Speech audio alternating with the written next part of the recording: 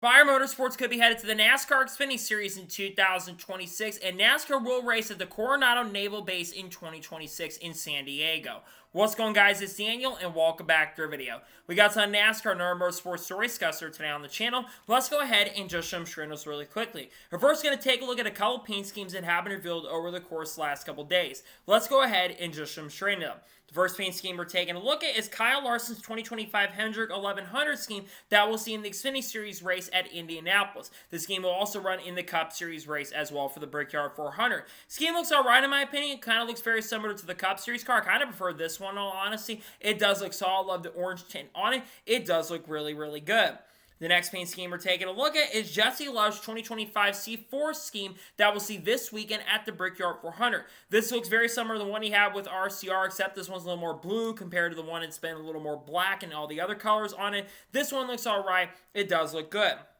And the final paint scheme we're taking a look at is Nick Sanchez's 2025 Gamebird scheme that we'll see in the Xfinity Series race at Indianapolis Motor Speedway. Honestly, this scheme looks pretty good in my opinion. I do like the colors on it overall. Kind of looks very similar to the one that Nick Sanchez has had in the Truck Series back in the day. It does look solid. It does look pretty good. Looking forward to seeing on the racetrack this weekend at Indianapolis.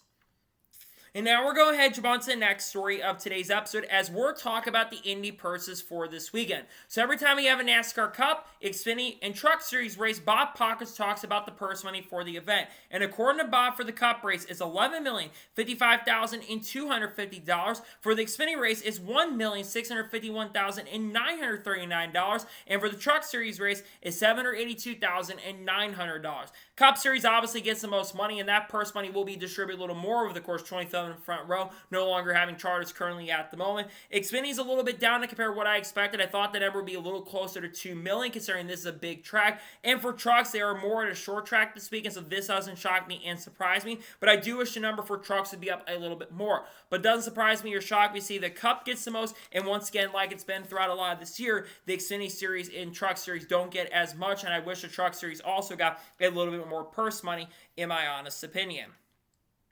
And now we're going to jump on to the next story of today's episode as we're talking about Sugarland Shine.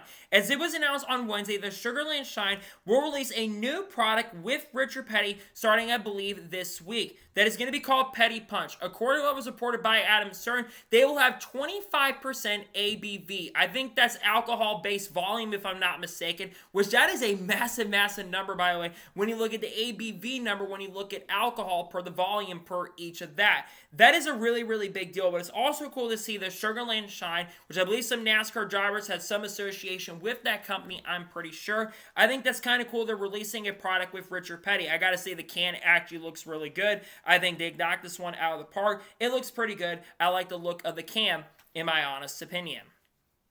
And now we're going to jump on to the next story of today's episode as we're talking about Charlotte Motor Speedway, as they have announced a pre-race concert and the person who will be performing the pre-race concert. That is going to be Ernest. Ernest has performed a couple pre-race concerts, I believe, in 2025. I think he also gave the command for the NASCAR Cup Series race at Nashville earlier this year as well. Ernest has had some pretty big hits on the country charts and also has written some pretty big hits in the country world, like Morgan Wallen's one of his biggest hits that he released in 2024. So I think he'll do a pretty good job at the pre-race concert. A lot of people are going to be interested. He's kind of a little bit more modern. I know there are a lot of people who want more of these modern people, but at the end of the day, I think it's kind of cool that Ernest will get the chance and opportunity to do the pre-race concert for the NASCAR Cup Series race at the Charlotte Roval. Good to see him get that chance.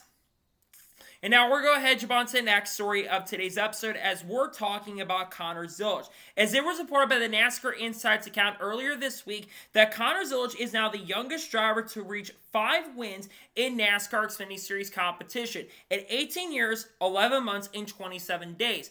3 days, of course, before his 19th birthday, which he won his 5th career Xfinity Series race at Dover, and has already picked up 4 wins so far this year. What Connor Zilich is doing at just 19 years old is absolutely phenomenal, and he already comes in as one of the favorites to pick up the win and pick up the victory this weekend at Indianapolis in Xfinity competition, though he's going to have a really tough competition with Kyle Larson entering this event. But I think he'll have a really good chance and opportunity to go out there and pick up the win this weekend. The junior motorsports cars have been really strong, and again, what Connor is doing doing is really, really great to see. And I hope he can continue doing this because I want to see Connor Zilich have a lot of success in NASCAR going forward. I think he's been doing a phenomenal job. I think he's got a lot of potential to really make the sport really good. I think he's got some potential to be great. I think what he's doing is amazing and glad to see him continue doing great things. I think he's going to win a lot more races for the Xfinity season. I think he'll also be really good in Cup in the not-so-distant future as well.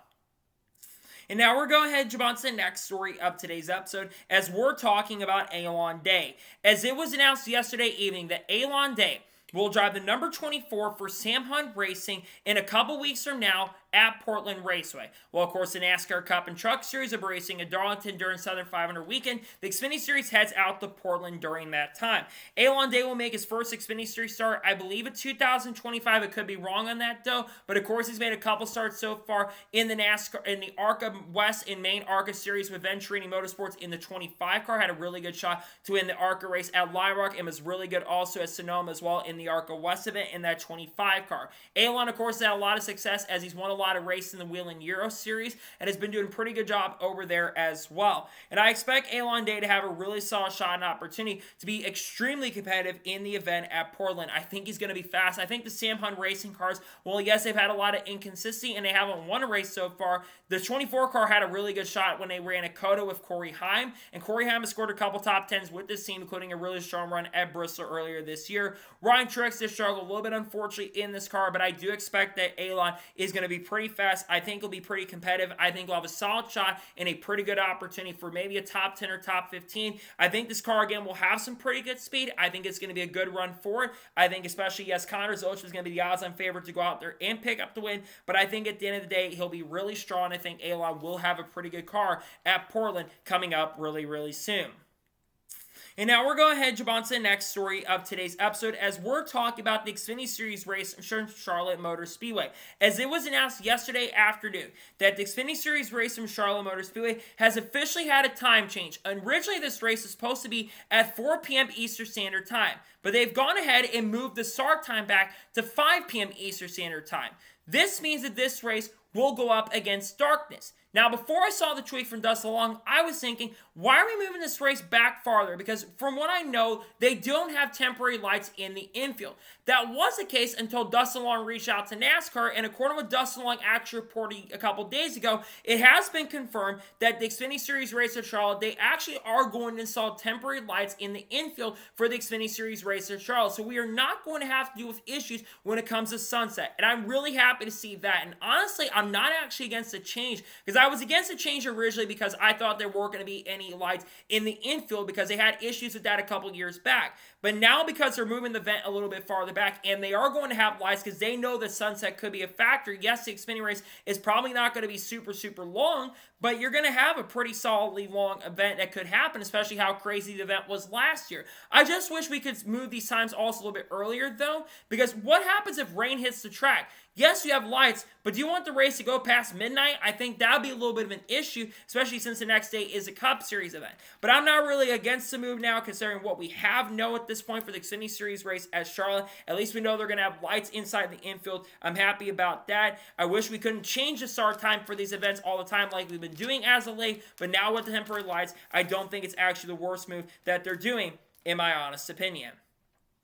And now we're going ahead and jump on to the next story of today's episode as we're talking about Goodyear. As it was reported by Bob Pockers on Wednesday afternoon that Mark Keto, who is one of the engineers and one of the people behind Goodyear currently at the moment, who's the president of the company, Mark Keto says that they hope to bring a softer tire at New Hampshire Motor Speedway in the early portion of the playoffs inside of the round of 12. They're hoping to bring a softer tire that has a lot of tire fall off and also has a lot of potential to bring rubber on the racetrack. What they're hoping is that with the tire fall off and the rubber going on the racetrack after tests they had with Joey Logano, Austin Dillon, and Christopher Bell, they're hoping with the tire rubber going on the racetrack, they're hoping that that could lead the opportunity for more passing opportunities, could lead to better racing at the short ovals. We have seen a lot of major issues, of course, with the next-gen car. With the short oval package, we have seen a lot of races that have been kind of parades and perennial moments where we don't see a lot of those big things happen. And New Hampshire Motor Speedway is a track that I think is kind of struggle with the next-gen car. It's kind of similar to Dover because it's kind of like a one-groove track. If you try to run the outside, it is very difficult to pass.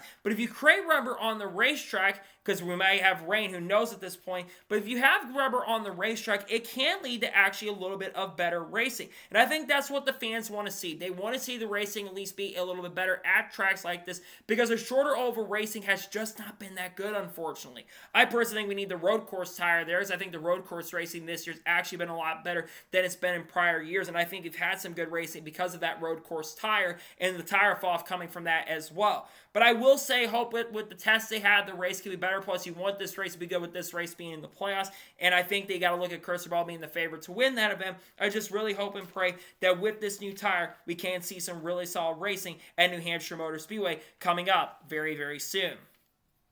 And now we're going ahead and jump on to the next story of today's episode, as we're talking about the CW. Now, there's been a lot of talk and a lot of questions surrounding the CW throughout this year. One of the big things comes around the fact that the CW does not have any races on the app that have been able to play live. And a lot of people who are not able to pick up the CW, or their CW provider chooses to put on something else instead of the races, they have been asking the CW for quite some time that they need to go ahead and put these races on the app so people can have the chance and opportunity to watch these events. Now, Kelly Crandall actually, I believe, reached out to the CW not too long ago in the most recent racer questionnaires that they do every single Wednesday, and she says, according to her, that there are no plans to have the races on the app playing live at this particular moment. Hearing that, I am very disappointed in the CW here, and here is why. It's not the fact that they aren't willing to add any races on the app, but I think that's a big issue, because let's just say the CW and the Premier decides to play something like an old rerun of like Friends, for example, or like Lois and Clark or something like that on there. Or let's say like Big Bang Theory that was on the CW.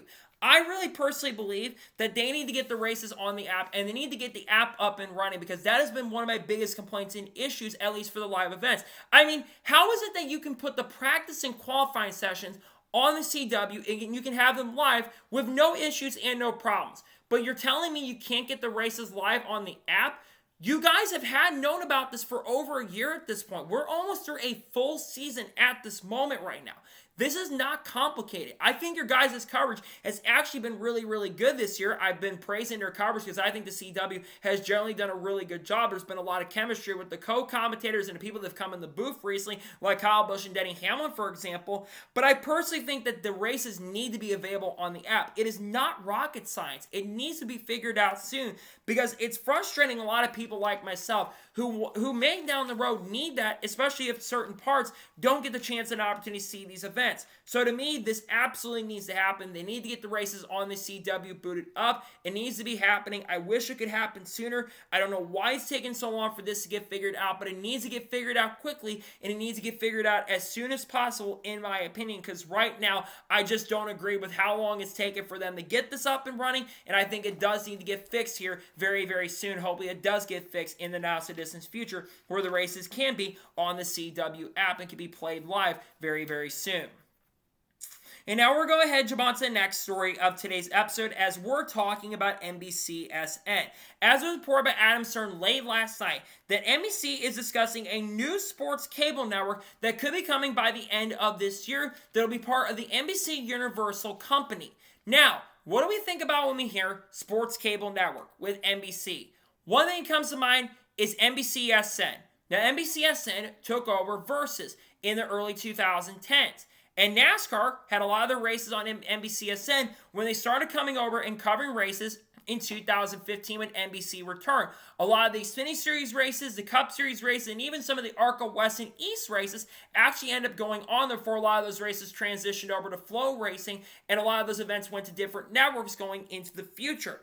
But I think NBC, and a big reason why they're discussing this, is because USA Network, of course, has been sold off by Comcast. Comcast has sold off a lot of their subsidiaries, and USA Network is one of those that's been sold off. On top of that as well, WWE Monday Night Raw has switched over to Netflix in the last year or so. So they're losing a lot of the money from USA Network, and this could have a major impact on NASCAR, but also, of course, when you look at the NBA as well, because with the NBA coming over and being part of the NBC family going forward, they're going to need to have a new network to come in that can cover this stuff. That's why I think NBCSN is perfect. Now, obviously, I think for 2025, I don't expect the NASCAR coverage to change off of USA. I think they're going to keep that. But I do think 2026, we could see some changes on that front where all the NASCAR Cup Series races and even the practice and qualifying sessions could end up on the NBC app in the future. Yes, True TV is going to cover all of the qualifying sessions for the remainder of this season, but we got to remember that they need a network where they can cover the races. And I think NBCSN would be the perfect touch. We just need to call it NBCSN because we haven't had NBCSN in 4 years at this point, and I feel like that's been something that we have been missing because I think if you have NBCSN and a cable network like that that could also be available in its own app in the future, I think that could be a way to go at this point. We'll have to kind of wait and see what happens in regards to the future of the NBC Sports app. But again, the fact they're talking about it tells you there is increased chatter. They're looking to add that, and I really would like to see that because NBCSN is something that is very, very important. I think you need to have a new cable network because, again, with USA's uncertain future right now, I think that's something that does need to come up in the future. I know, again, the fact they're talking about it tells you there's increased chatter. They might add it at this point. We'll see if they decide to go ahead and add it in the not-so-distant future, and we'll see if we do get to see NBCSN and be back there and maybe get some different people to be involved in the sport, and we'll see if that happens coming up very, very soon, and hopefully that does happen here in the not-so-distant future.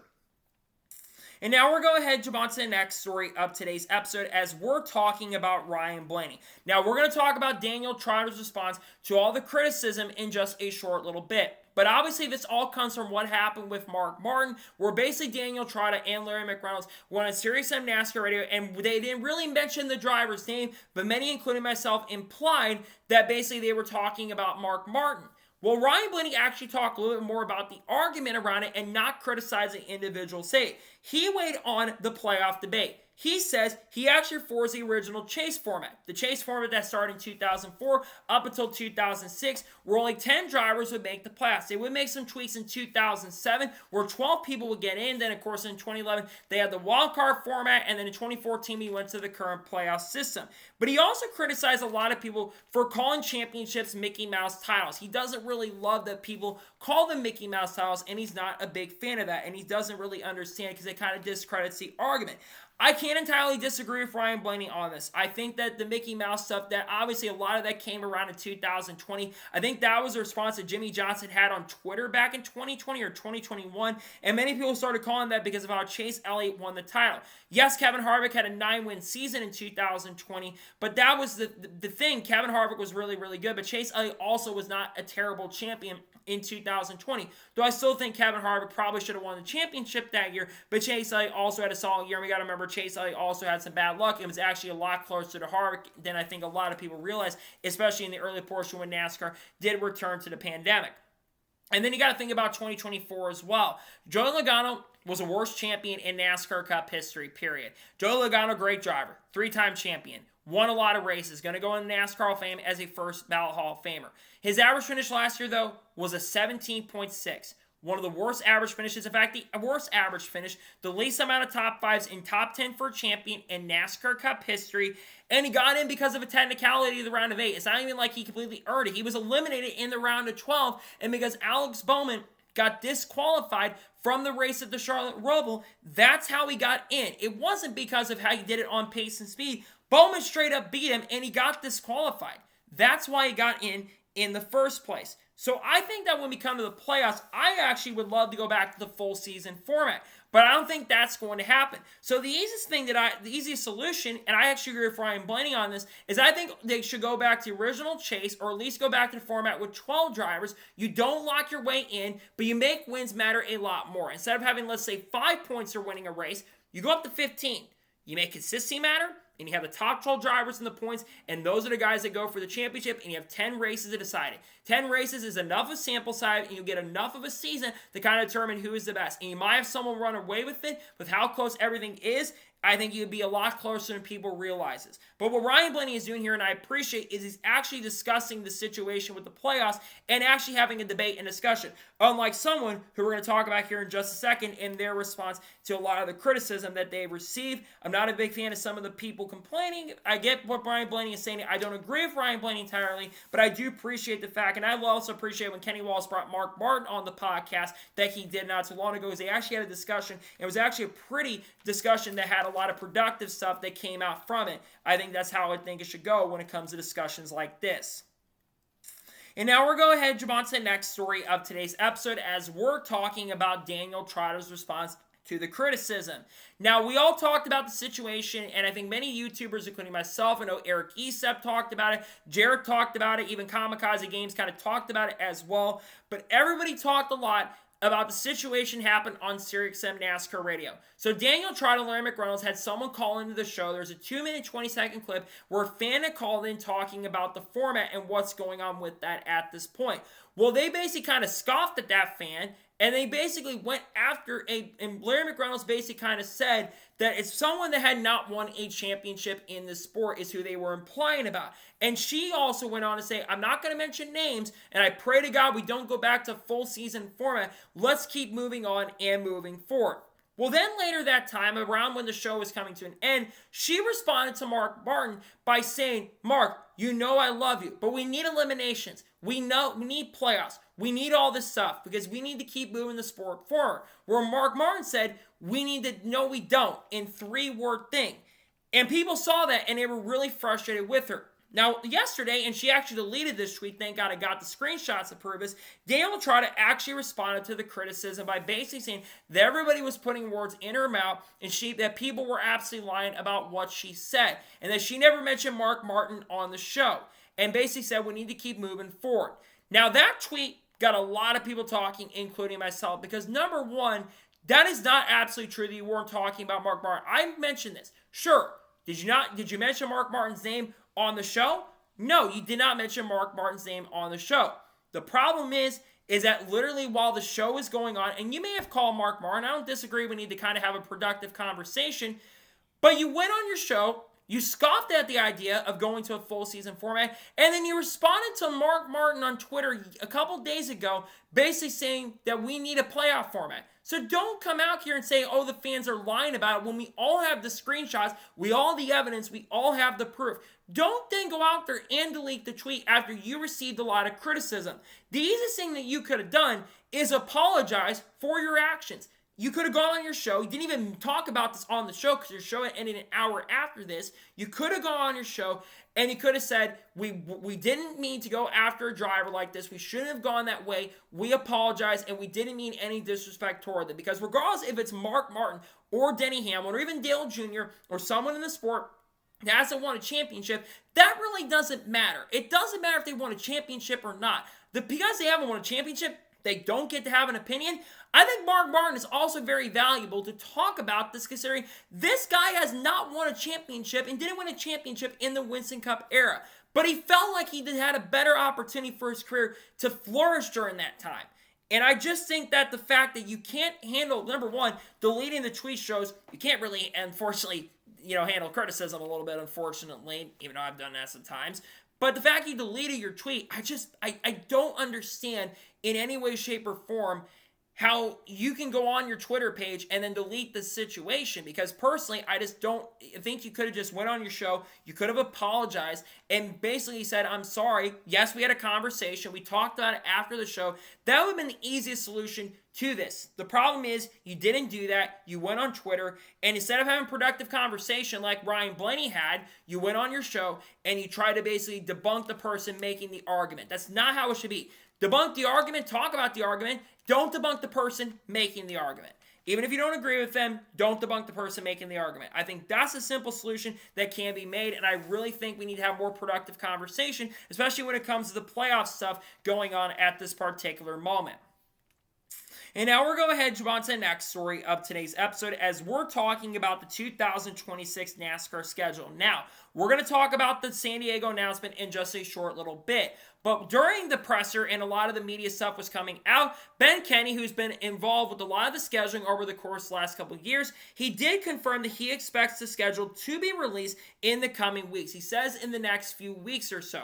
He talked a little bit about Mexico City, and Jonathan Feld did a really good job talking about this, putting this on his Twitter. But basically, he said that it is unknown what is going to happen in Mexico City for 2026, but everything is going to be finalized for that, and it's going to be announced in the not-so-distant future. Here's what we know currently at the moment for the 2026 schedule. As announced a couple days ago, San Diego will be on the schedule for all three series from June 19th through 21st. Trucks will race on Friday, the Xfinity Series will race on Saturday, and the Cup Series during Father's Day weekend will race on Sunday. That will be on Amazon Prime, Xfinity will be on the CW, and the trucks will be on FS1 or Fox. They might make that a Fox race. Daytona 500 is going to take place on February 15th. The Clash has been confirmed for Bowman Gray on February 1st. We also know that the Coke 600 will take place on May 24th to May 25th.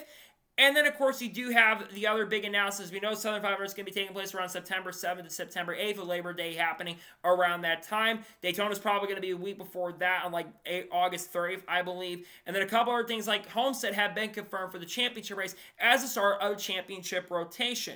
There are still some questions that do need to be answered. The Truck Series has a rumor they may be going to Sonoma Raceway in 2026. There's been a lot of talk about that. There's been some other rumors for the lower series, well, that Montreal might be on the schedule next year for the Xfinity and Truck Series, and then 2027, the Cup Series may end up heading there. And then, of course, there are some other things to kind of look at as well. There's a couple big ones. Number one being Chicago, and we'll talk about it in the second video. There was an article that surfaced about the unknowns, but a lot of people are saying with the Chicago Street Course not returning next year, which it has been confirmed it will not be back next year. A lot of the conversation right now is that NASCAR will return to Chicago in 2026. As many have noted, they're hearing around $4 to $5 million is what they're hearing is what they're going to need to get that track up and running. NASCAR's got billions of dollars. They can absolutely use $4 or $5 million, because what some people are saying as well, that absolutely the video that Carson Nospar had, things are looking a lot better on that front than what they kind of looked like in the initial video that Carson Nospar had put out, and it seemed like that might have been at least a couple weeks prior to that video surfacing. They've had the grass mowed, from a lot of people are saying, and some are saying that a lot of trucks have been going in there. So I do think Chicago more than likely will be on the schedule if NASCAR doesn't want to admit it. They don't want to leave the Chicago market. They want to kind of stay in that market going forward. The other big one I mentioned is Mexico City. There is a lot of unknowns about Mexico City and the uncertainty around it, like Toronto is for the IndyCar schedule currently at the moment. Now, why do I link Toronto and Mexico City? Well, there's a big reason for that. Number one, there is a lot of chatter that Toronto will not be on the IndyCar schedule next year, while Mexico City will also not be on the NASCAR Cup schedule. The big reason, the World Cup. The World Cup is going there. Now, also another big reason why NASCAR may not be back in Mexico City next year is because IndyCar is looking to race there in 2026, and they're really pushing for IndyCar to get there, and that might mean NASCAR, at least for next year, may not be on the schedule, which is disappointing. But I think Mexico City actually checks a lot of boxes, but also with the unknowns of Daniel Suarez not being in that race next year, potentially not being in the Cup Series next year. We'll talk about that in a video coming up here in just a short little bit. But I do believe that with Suarez not being there, I think there's uncertainty around that, and of how the industry kind of handled things behind the scenes, and how some people reacted in the industry around the event.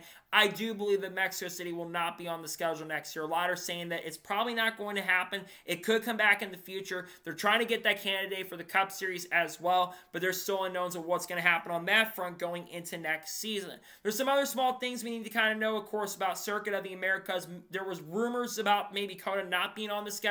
COTA is expected to be back next year from what some are saying. North Wilkesboro, there's a lot of talk it could be a points-paying race next year. It sounds like, according to what Jordan Bianchi reported about 2 weeks ago, that they are going to be back at North Wilkesboro as an all-star event. I personally think North Wilkesboro should be the replacement for the Bristol Spring Race. I know people are going to kind of laugh at me for saying that, but look, Bristol has not put on a good show, and I get the attendance is going to be better at Bristol than it is North Wilkesboro. But I think the racing will actually be better at North Wilkesboro. We saw how good the Next Gen car actually shockingly race at North Wilkesboro. And I think that there really isn't much you have to do with the car to make the racing better there. So I'm going to be interested to see what happens with the remainder of the schedule. Again, it could be a lot of time, but I think you're going to see a schedule release in the coming weeks for all three series. I'm interested to see what other series and what we could see that we haven't seen announced at this point. I think the big holdup is Mexico and what happens at International Day, because I think the domestic races in the U.S. are probably going to get figured out pretty quickly, in my honest opinion. And now we're going ahead and jump on to the first of two major stories in today's episode, as we're talking about San Diego. Now, we did a video covering a story on the channel a couple days ago, but it was officially announced and confirmed on Wednesday after weeks of speculation that NASCAR will be racing in San Diego in 2026. They'll be racing on a naval base called U.S. Naval Base Coronado. The race is going to take place from June 19th to 21st. The Craftsman Truck Series will race on June 19th. The Xfinity Series will race on June 20th. And the NASCAR Cup Series will race on June 21st. Now, it'll be likely a 3-mile layout, according to what Ben Kennedy had said. They have not made the official announcement, so the render you have seen in the video and the announcement, which I gotta say the announcement was really, really cool, but the render you did see in the announcement is not what the official layout is going to be. It's probably going to be very similar to what was put out in the layout, but I don't expect that layout to be the official layout that we are going to see in 2026. And again, like I mentioned, all 3 series are going to race there. On top of that as well, it was announced and confirmed earlier today that the Mazda MX-5 Cup Series will also be racing during that same weekend as well. And I do expect other series probably to be confirmed in the not-so-distant future that they're going to be racing at San Diego. A couple things I want to talk about around this. Number one, this is technically the replacement for the Chicago Street Course. This won't be racing fully on the streets. This will be the first time a NASCAR has, of course, raced on a naval base. This is the first time that this is happening. And this is a really, really big deal. Now, there have been questions around the fans and how many fans are going to be allowed. Ben Kennedy did confirm in a press releaser that he does expect that there's going to be tens of thousands of fans that are going to be allowed to attend this. Now, security could be a big issue, some are saying, but they've had events over there at Naval Base Coronado, and hundreds of thousands of fans have had the opportunity and chance to go to some of the air shows that take place in the naval base. So that probably won't be a major issue, and security is going to do what they can to make sure things can get through as quickly and safely as possible. I think this is absolutely a major, major win for the sport. The announcement is a major, major deal. The weather, that's a big thing we're talking about here. Generally, when you look at the weather for San Diego compared to the Chicago area, the weather in Chicago was never really that good. And even though we got through with no rain issues this year with the Cup Series race at Chicago, we had rain coming in the area, and rain was starting to hit the track by the time the race is over. And you had severe thunderstorm warnings that were affecting the outcome by the end of the event. Meanwhile, for San Diego, generally the weather during that time is very, very good, and I think that's a cool deal. Another thing, this is taking place on Father's Day weekend, and this also makes a lot of sense for another big reason. The 250th anniversary of this country. This could mean potentially President Donald Trump could attend, which I would not be surprised or shocked if he does show up to this, but I think a lot of big-name celebrities could show up. Perhaps Tom Cruise, for example. We know there's a lot of talk about Days of Thunder being made currently at the moment right now, a sequel to that. And with Tom Cruise and, of course, Cole Trickle being involved, I think it would be cool if Tom Cruise got the opportunity. And also, a lot of your Anchorman memes are probably going to come from that as well. But I think this is a really, really big deal, right, for the area of San Diego. It checks a couple big boxes, too. Number one, and another big one, is that it checks the Southern California market. NASCAR has not raced in the Southern California market since 2023 as a pointsman event when NASCAR ran, I believe it was like the Wise Power 400 in 2023 that Kyle Busch picked up his first win with RCR. The last time NASCAR raced in the area with like a non-sanctioning race was at the Los Angeles Coliseum in 2024. Denny Hamlin was the last driver to win at that track. Prior was Martin Truex Jr. And then, of course, in 2022, it was won by Joey Logano. They haven't raced in that area since, and there are a lot of NASCAR fans who are part of the Southern California market. And Southern California is one of the big markets that NASCAR has been really looking at. They tried to go and race in Long Beach last year. That deal fell through when Jerry Forsythe pretty much denied that rumor really quickly. NASCAR was looking to race in the streets of Los Angeles. They were talking about actually racing around the Dodger Stadium. I remember that last year, and that deal fell through. This makes a lot of sense to me, especially with being the 250th anniversary of the sport. And I am honestly very, very excited about this. Now, it is also mentioned that right now it's only a one-year deal currently at the moment. Ben Kennedy did mention they could sign a multi-year deal in the future. I think that's all going to kind of depend on how this event goes the first year, right? If the event is really, really successful, I think you are going to see a second year of this event. In fact, it could be a 2 to 3 year deal. And he also mentioned there is a possibility that NASCAR could go to more military bases in the future in the country. I look at Fort Leonard Wood, for example, in Missouri. I think that would be a very interesting area to go to. That I will say is kind of in a rural part of the country area, so I'm not sure if that would be an opportunity. But I think it'd be pretty cool if naval bases and military bases could be used for NASCAR in the future. I think that's really exciting. NASCAR, in my opinion, when you look at the schedule, say what you want to say, they have a very diverse schedule. They've got a street course / air base now. They've got short tracks. They've got road courses, traditional ones. They've got super speedways. They've got a lot of different types of tracks on the schedule, and I really love the diversity of the schedule that NASCAR has.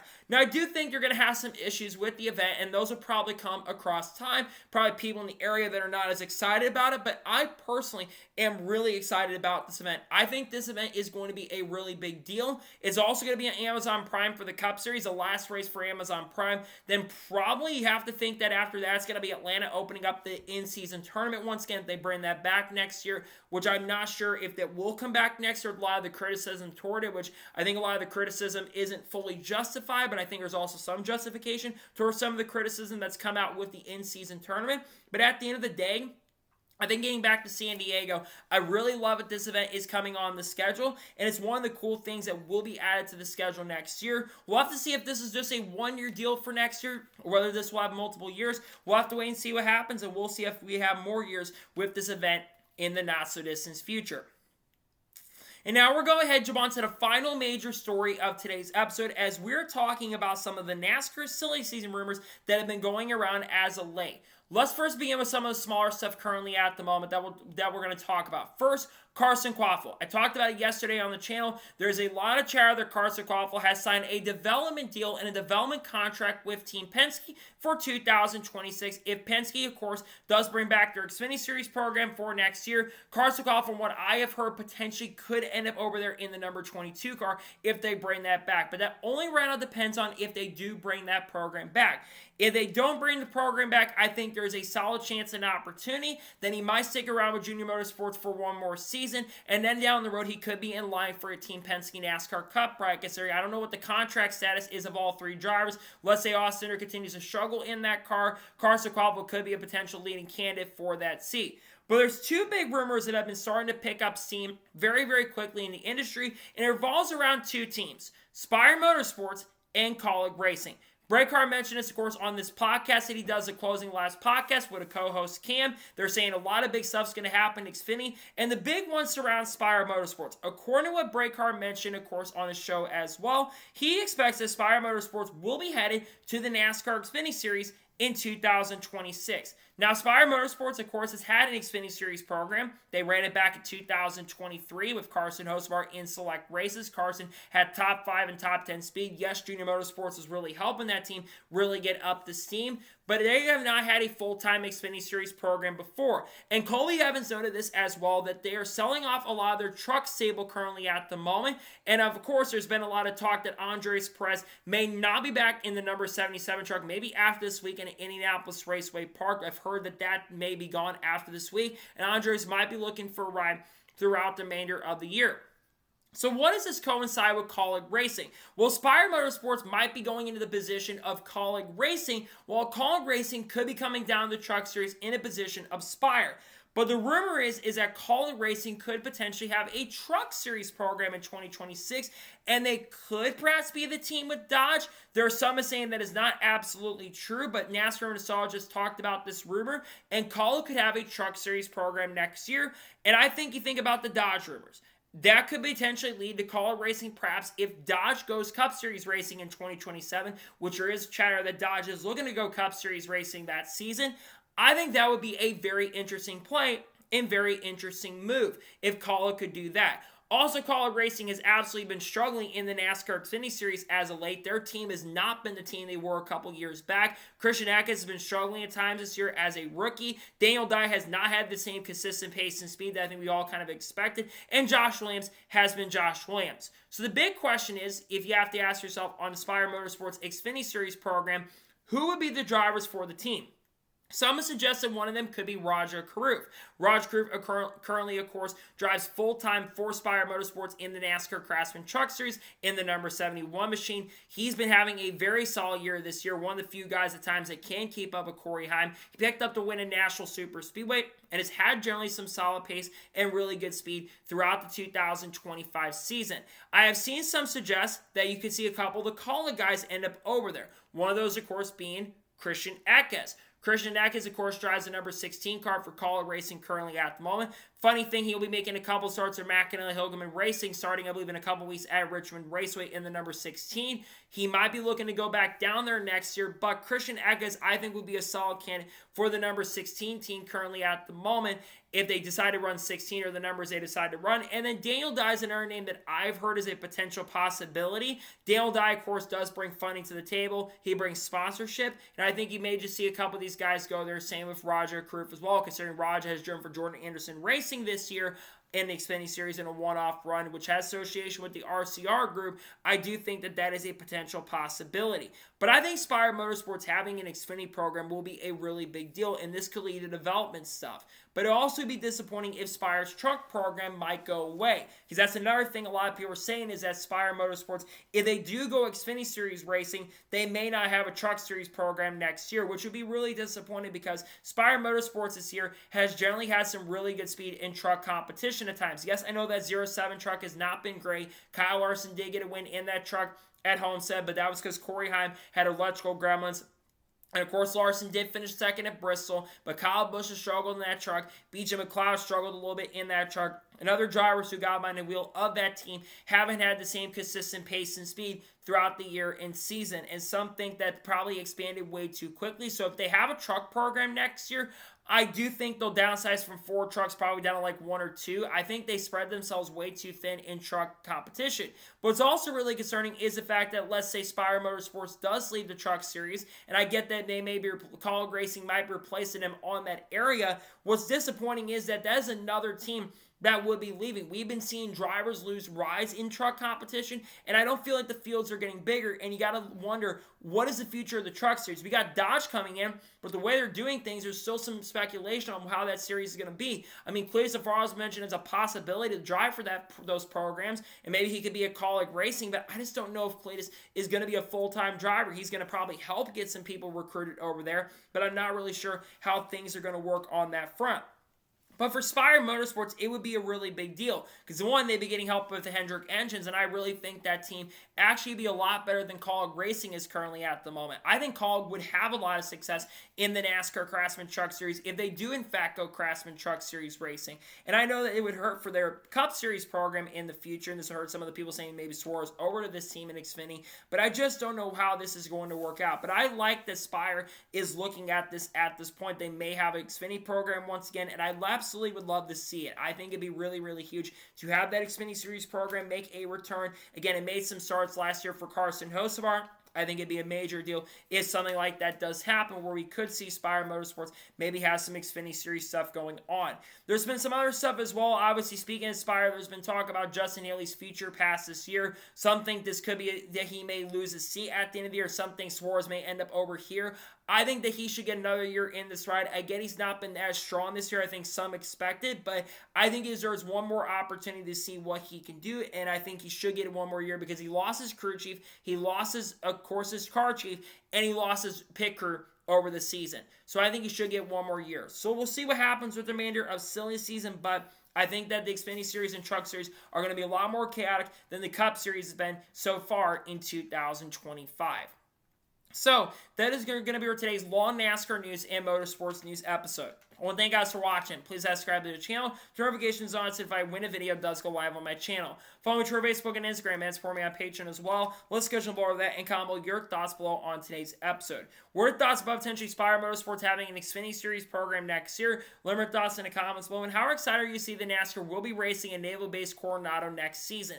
Let me know your thoughts in the comments below. In a couple hours from now, we're going to talk about all the stories I did not cover in the first original video from today. Then later tonight, depending on what happens with the weather, there will be the NASCAR Truck Series race review from IRP. Then tomorrow on the channel, we are going to have the Xfinity Series reactions with the race and also Cup Series qualifying for the Brickyard 400. And then, of course, on Sunday, we'll have the starting line for the Brickyard 400, the Cup review for the Brickyard 400, and maybe a Shane Van Gisbergen video as well. And then Monday, we're going to probably have a NASCAR news video discussing news over the course of the last couple days. We got content coming on people like Haley Deegan, Shane Van Gisbergen, Carlos Kurt Busch, Kyle Busch, Paul Walsh, Ross Chastain, Connor Zilich, Kyle Larson, Chase Elliott, Ryan Preece, Sam Mayer, Sheldon Creed, Cloyd Safar, Dodge, Ram, Frankie Muniz, you name that, Eric Almirola, Chandler Smith, all the good stuff. We'll be talking about it on the channel in the coming days and weeks. So anyways, like I said, I want to thank you guys for watching today's episode, and I'll see you guys next time for more great, awesome NASCAR content and other motorsports content on the channel like this. Take care, everybody.